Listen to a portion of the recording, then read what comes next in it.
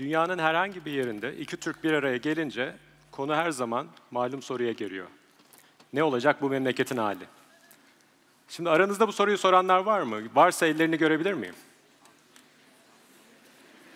Neyse, en azından iyi bir tespitle başladık. Bundan sonra devam edebiliriz rahatlıkla. Şimdi her şey bir kahve sohbetiyle başladı. Çalıştığımız iş yerinin kafeteryasında ben bir ekonomist, arkadaşım bir avukat, bir peçete kağıdının üzerine acaba uluslararası alanda biriktirdiğimiz bilgi deneyimlerini nasıl ülkemize aktarırız diye yazmaya başladık. 3 tane nokta koyduk oraya. Birincisi, eğer böyle bir şey yapacaksak büyük bir hedefimiz olmalı. Bu hedef nasıl tanımlanmalı diye düşünürken şunları yazdık. Ülkemizi dünyadaki en iyi 10 ülke arasına nasıl getirebiliriz? Çok büyük bir hedef. Uygulanabilir mi, uygulanamaz mı üzerine kafa yormaya başladık. Düşündük. Galiba olur dedik. O zaman bir şekilde yola koyulmamız lazım. Böyle bir büyük hedef olacaksa geniş bir insan ağına ihtiyacımız var. Bunları beraber getirmemiz lazım. Ve belli prensipler çerçevesinde de bu kişilerin çalışmasına imkan sağlamamız gerekli. Normal koşullarda herhalde bu tarz sohbeti ben o günden önce yüzlerce kez yapmışımdır. Her yapılan bu sohbet sonrasında da kahvemizi içip, sohbetimizi yapıp ayrılmışızdır. Nedense o gün ayrılmamaya karar verdik ve yola koyulduk. Neden olduğunu bilmiyorum açıkçası, demek ki denk geldi. Şimdi ilk olarak size bu dünyanın ilk 10 ülkesi arasına girmek tanımını biraz verilerle göstereyim. Burada gördüğünüz çemberin etrafında çeşitli göstergeler bulunuyor. Çemberin ne kadar dışındaysanız o kadar kötü. Çemberin dışından merkeze doğru giden o çizgiler bu göstergelerde ülkelerin sıralamalarını gösteriyor. Çemberin merkezine ne kadar gidiyorsanız sıralamada da yeriniz o kadar iyi oluyor. Yeşil ile gösterdiğimiz alan, dünyadaki bu alanlarda ilk 10 ülkenin bulunduğu sınırları gösteriyor. Mavi ile gösterdiğimiz yerler ise Türkiye'mizi temsil ediyor. Mesela milli gelir göstergesine baktığımızda Türkiye dünyanın en büyük 20 ekonomisi arasında. İnanılmaz bir nüfusu var ve çok büyük potansiyel var. Ancak bu gelirin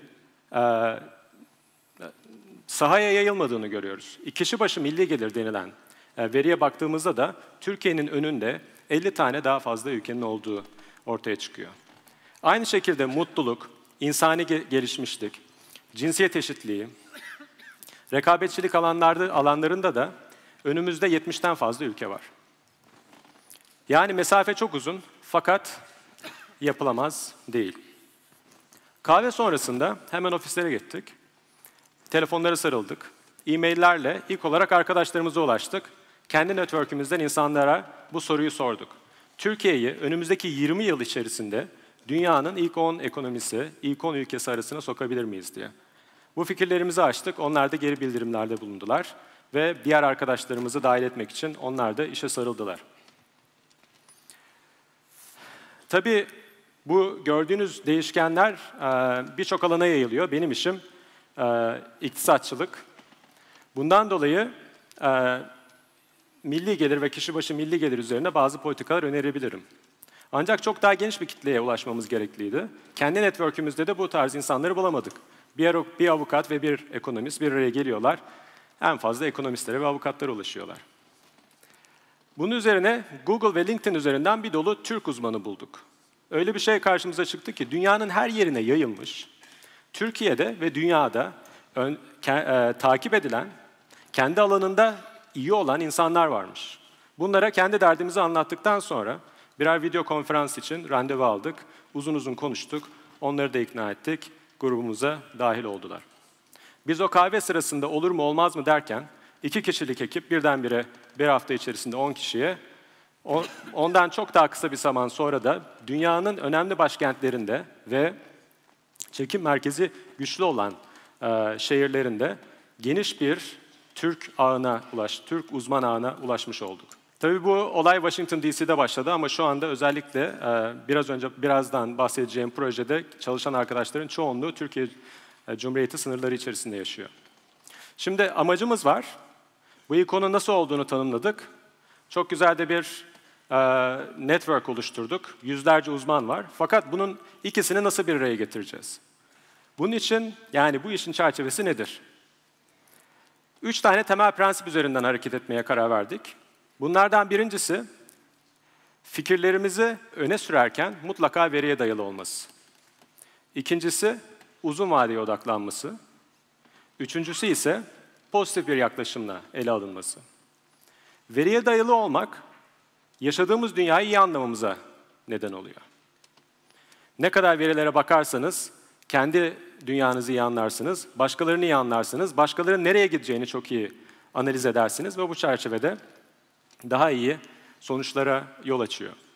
İkincisi ise uzun vadeye dedik. Uzun vadeye odaklanmak aslında günlük aciliyetiyle yaşadığımız bu dünyada birçok uzun vadeli hedeflerden arada bir sapıyoruz. Mesela Türkiye 20 yıl sonra eğitimde nerede olacak?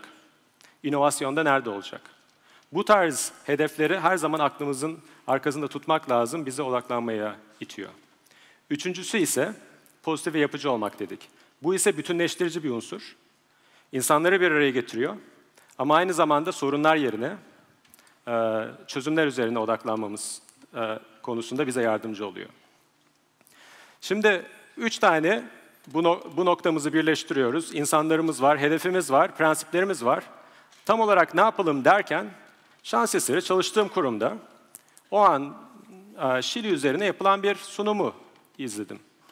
Bundan 4 yıl önce Şilili bir iş adamı oranın önde gelen ekonomistlerinden biriyle oturuyor. Ne olacak bu memleketin hali diyor. Ve 2 milyon dolar finansmanla 12 kişilik bir uzman ekibi bir araya getiriyorlar. Ve bu uzman ekip 18 ay çalıştıktan sonra bir reform paketiyle ortaya çıkıyor. İşin enteresan tarafı, bu reform paketlerini benim çalıştığım kurumda anlatırken ilk kıyasladıkları ülke Türkiye. Birçok alanda Türkleri kendilerine örnek alıyorlar ve bizim uyguladığımız bazı politikaların da uygulanması için bir ajanda oluşturuyorlar.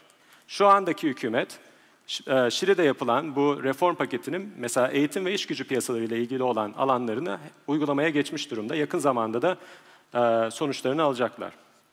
Ben de kendi işimde aslında Şili'yi örnek aldığım bir ülke olarak her zaman gördüm. Kişi başı milli geliri de bizden birazcık daha iyi. Bürokrasisi ve teknokrasisi açısından da bize çok benziyor. Kaliteli insan gücüne sahipler. Şimdi bu Şili'deki örnek aslında bize çok güzel bir ilham kaynağı oldu. Fakat bu arkadaşların yaptığı bizim yapmak istediğimizin çok daha kısıtlı bir versiyonu. 12 kişiyle, çoğunluğu ekonomist olan bir grupla bir ajanda yapıyorlar. Sadece ekonomi odaklı ve biraz farklı alanlara da yayılıyorlar. Bizim ise yapmak istediğimiz şey çok daha geniş bir kadroda, çok daha farklı fikirleri bir araya getirmek. Şimdi isterseniz bu genişlikle ilgili birkaç tane konuya değinelim. Birkaç tane veri şimdi size göstereceğim. İşim gereği dünyanın birçok yerinde politika yapıcılarıyla, özel sektörle, sivil toplum kuruluşlarıyla ve sokaktaki insanlarla konuşmam oluyor.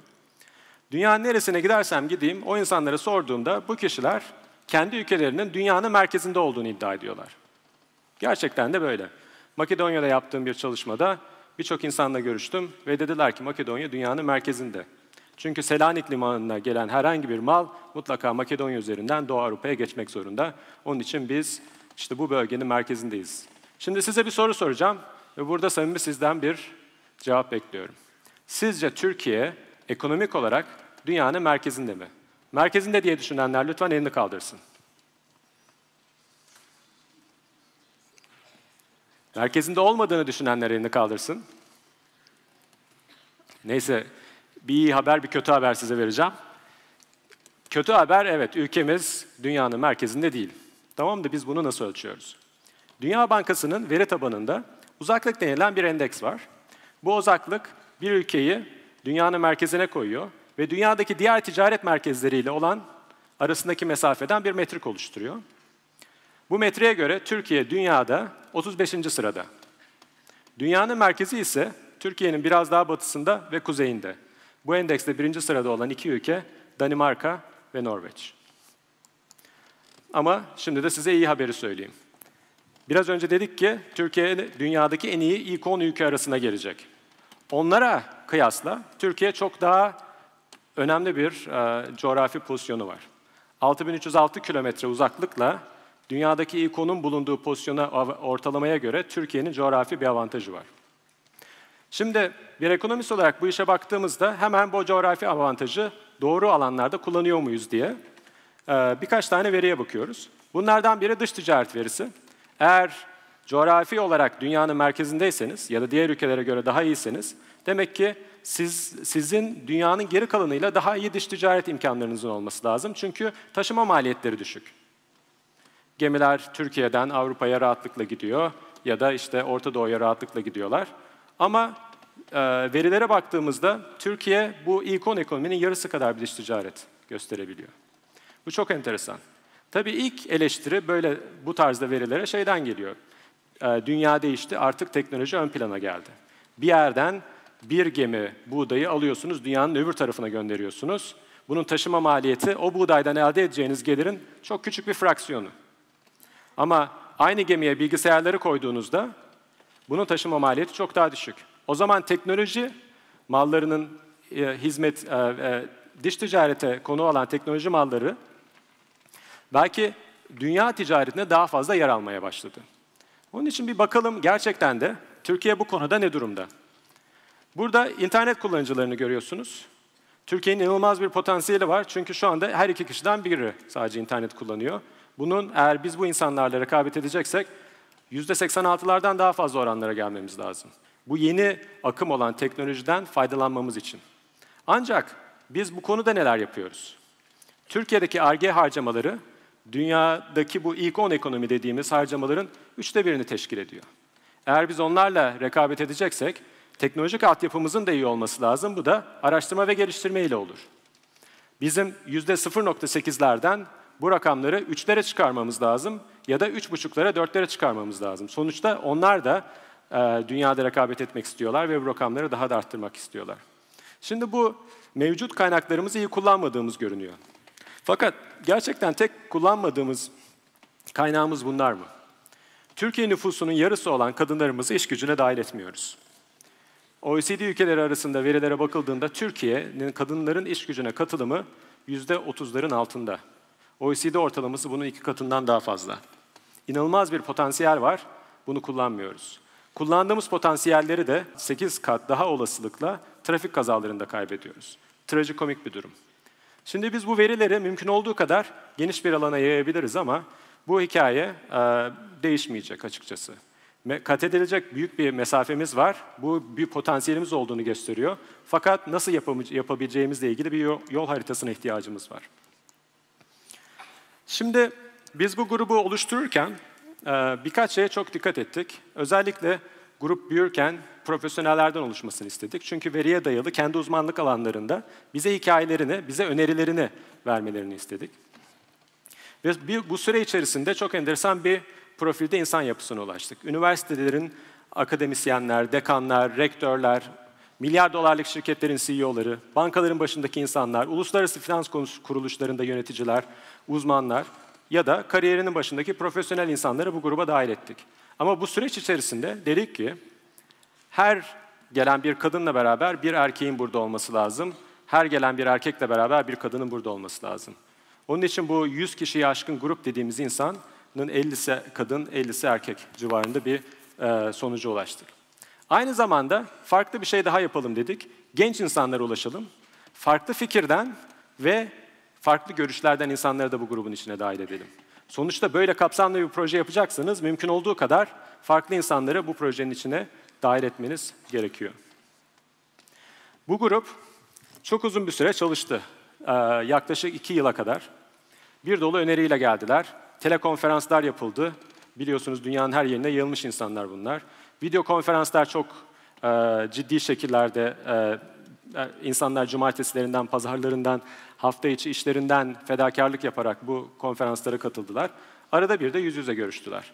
Washington'da, Londra'da, İstanbul'da, Ankara'da, Adana'da bile buluşuldu. 2 yıllık bu çalışmanın sonucunda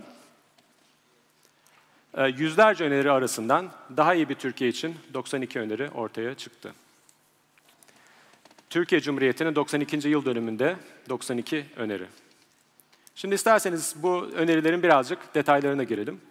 Bu 2 yıllık süre içerisinde en fazla konuşulan şeylerden biri kurumsal altyapının iyileştirilmesiyle ilgili önerilerdi. Mesela kamu projelerinde etki analizlerinin kullanılması, kamu projelerinin şeffaflık çerçevesi içerisinde ele alınması, mülkiyet hakları, insan hakları gibi konular ön plana geldi. Eğer bunlar olmazsa başka hiçbir şey olmaz oldu. Yani olmazsa olmazlarımız bizim bu kurumsal altyapımız. Ondan sonra diğerleri rahatlıkla geldi. Ayrımcılıkla mücadele için önerilerimiz oldu. Kadın erkek eşitliğini tahsis edici bazı önerilerimiz vardı. Mesela kadınlar ve erkeklere eşit doğum izni sağladığınızda kadınların daha fazla iş gücüne katıldığını görüyorsunuz. Eğer biz biraz önce gösterdiğim %30'luk rakamı %60'lar seviyesine getirirsek bu Türkiye'ye 250 milyar dolar civarında bir katkı sağlıyor. Kullanılmayı bekleyen inanılmaz bir potansiyelimiz var fakat bir türlü biz bunu kullanmamışız. Sosyal alanlarda eğitime ve sağlığa yöneldik. Mesela eğitimde şunu gördük, okul öncesi eğitimin zorunlu olması gerektiği. Çünkü orada eğittiğiniz çocuk ileride çok daha başarılı oluyor. Oraya vereceğiniz 1 lira ileride size çok daha büyük bir getiriyle geri dönüyor. İkinci bir eğitim önerisi ise müfredatımızın gelişen teknolojik koşullara adapte olması ile ilgiliydi. Bu da mesela finansal okuryazarlık, liderlik, teknolojiyi anlamak, onunla haşır neşir olabilmek gibi bu tarz derslerin de müfredat içerisine girmesini istedik. Sağlık alanında antibiyotik kullanımının %50 oranında azaltılması, nikotin kullanımının %15 oranında azaltılması ve bunun nasıl yapılacağını anlattık. Şehirlerimizin akıllı şehirler ve aynı zamanda güzel olmasını istedik. Şehir bütçelerinin %1'inin şehirlerin güzelleştirilmesinde kullanılacak sanat eserlerine harcanmasını, ekonomi alanındaki önerilerimiz Türkiye Cumhuriyeti'nin ekonomisinin çeşitlendirilmesine yönelik oldu. Dış politikada kadınları daha fazla kullanalım, Türkiye'nin bütün dünyaya yayılmış insanlarını yumuşak bir güç olarak kullanmak gibi önerilerimiz de var. Bunun için kaynaklar da açıkçası nerelerde bulabiliriz diye de uğraştık ve aslında mevcut bu insan kaynağımızı doğru şekilde kullanabildiğimizde bu önerilerle gerçekten dünyanın en iyi ilk 10 ülkesi arasına girebileceğimize inandık. Şimdi sizden 2 şey isteyeceğim. Birincisi bizi takip edin. Size bir Twitter, bir Facebook, bir web sitesi, bir LinkedIn kadar yakınız. Twitter adresimiz @92öneri, web sitesi 92öneri.org. İkinci istediğim şey, bu bir kahveyle başladı. Birazdan bir kahve toplantısı olacak saat 2.45'te. 92 öneri için çalışan arkadaşlarımızın birçoğu dünyanın çeşitli yerlerinden bugün buraya geldiler ve sizlerin arasındalar. Sizleri dışarıda bekleyeceğiz, tanışmak istiyoruz, kendimizi anlatmak istiyoruz. Sorularınız varsa sizden geri bildirim almak istiyoruz. Ama 93. öneriniz varsa da bunu sizden bekliyoruz. Teşekkürler.